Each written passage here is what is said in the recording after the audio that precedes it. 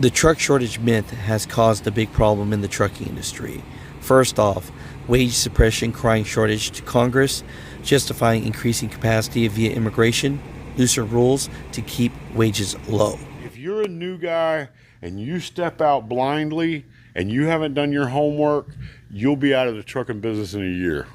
Secondly, labor elimination crying shortage to the public provides the moral and economic justification for self-driving technology today. 2 years ago, I had the opportunity to interview the president of the OOIDA, which represents over 150,000 owner-operators in the trucking industry, and this is what he had to say about mega carriers, why they wanted speed limiters, and why the low pay for truck drivers. And then I see the big carriers is they seem to support self-driving semi-trucks. Well, sure.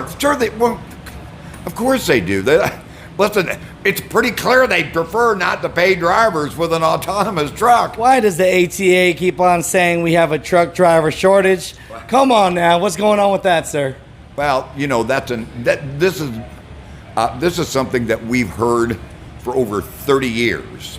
And, you know, they're always wanting new people to come into trucking because new people coming into trucking, they will work for less. Listen, this is FMCSA, the agency looking at requiring speed limiters on big trucks. Now, the motivation behind that is big carriers.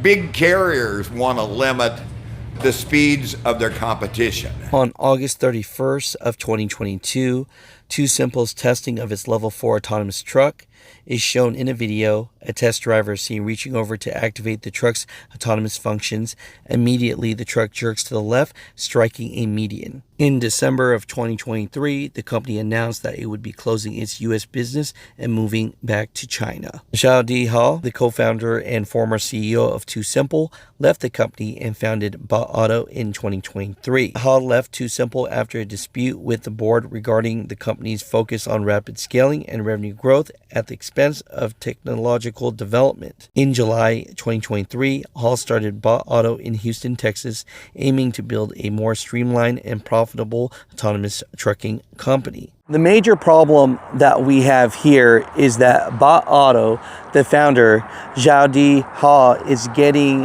bad information. As you can see from their website, they are part of the ATA, and they're getting information that I see from the founder stating in interviews that there is a trucker shortage of over 100,000 drivers. And because of that, he is doing what he can to help with that situation. So I believe that in his mind, he believes that he's doing something good for the logistics transportation industry.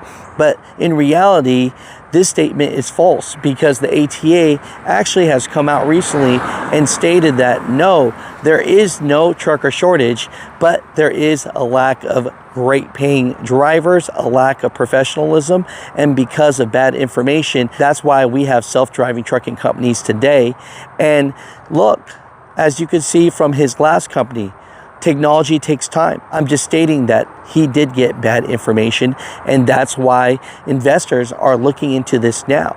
Because the truth is, the big carriers out there do not want to deal with truck drivers. You know, it is an expense, and it is a big problem. But the truth is, you need truck drivers. It's more safe, and you need the experience, because at the end of the day, you know, it's about public safety.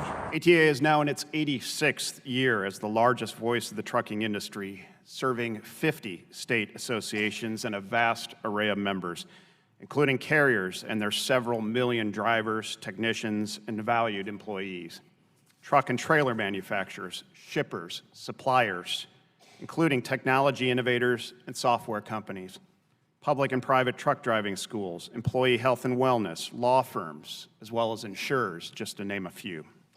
In short, ATA has presence in every state and congressional district in the country and is closely affiliated with national trucking associations throughout the world. Despite trucks being just 4% of the vehicles on our highways and 2/3 of the accidents involving trucks being caused by passenger vehicles, the trucking industry still spends $9.5 billion conservatively each year on safety, including technology, training, and compliance. Broadly, trucking employment now exceeds 7.7 million people. That's 1 in 18 jobs in the United States, where a truck driver is the top job in 29 states. Trucks move more than 71% of the domestic freight, and the people that drive, service, load, and unload them are to be commended. They are husbands and wives, moms and dads, Democrats and Republicans. They include veterans, the disabled, minorities. They are involved in your local communities, from coaching Little League to raising thousands of dollars for kids with cancer. And like our men and women in uniform, they are among the most patriotic and hardworking people in America. The first to help those impacted by floods, fires, tornadoes, hurricanes, by delivering food, water, medicine, and comfort. And they are committed to helping others, often the first to respond on the scene of an accident, stopping to help save people that they've never met. This is today's trucking industry. This is an American story. And these are the millions of people ATA proudly represents. The subcommittee is tasked with the reauthorization of the FAST Act, including a safety title. My members, staff, and I are prepared to help you write a bill that is grounded in data, not rhetoric, that's shaped by facts, not opinions, and relies on reality, not emotion. To that end, ATA has submitted written testimony for this hearing that provides countless citations, analysis of current issues, both in effect as well as proposed, as well as recommendations that address policy and programmatic shortfalls. ATA also believes it is important that you consider the future of the trucking industry, looking beyond the hood 5, 10, 15 years out, and how we can improve safety through innovation, such as connectivity. How we can grow a diverse, trained, and drug-free workforce that shores up the very real and very well-documented shortage of talent. How trucking can generate and invest real money, not fake funding, into our decaying infrastructure.